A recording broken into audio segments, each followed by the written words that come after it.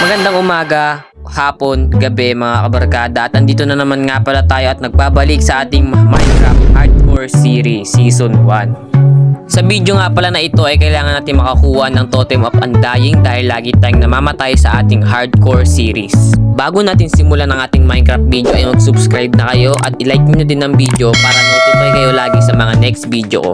Sa naalala ko, alam ko kailangan pa nating maghanap ng villager mansion ba yun o outpost para makakuha ng Totem of Undying. Andito na tayo. Villager mansion pala yung, kala ko outpost. Visit na.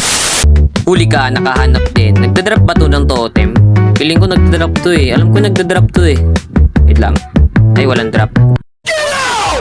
Ito, meron pa isa dito. Hanap pa tayo.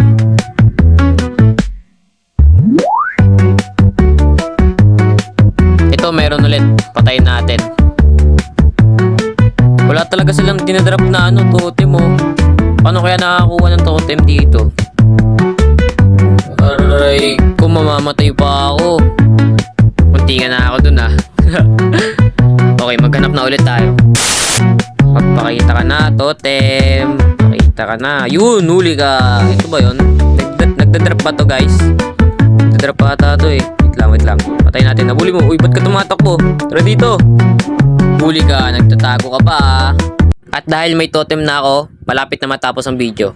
At isa din sa rason kung ba't kailangan ko ng totem ay nag-download din ako ng mod kung saan pag namatay ako gamit ang totem, mabubuhay pa rin ako at may unlimited akong totem. Gaya ng sinabi ko sa last video kung napanood nyo yun, ang sinabi ko ay madami akong mod na dinownload sa aking Minecraft Hardcore Series. Pasensya na mga kabarkada, ganun lang talaga ako maglaro tuwing nag-hardcore ako. So ipapakita ko mga kabarkada kung paano gumagana ang mod na ito. So kita mo naman, kahit namatay ako ay may totem pa rin akong hawak. Fast forward na tayo.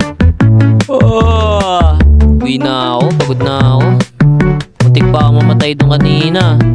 So hanggang dun lang mga kabarkada, sa ating next video ay gagawa tayo ng full netherite armor.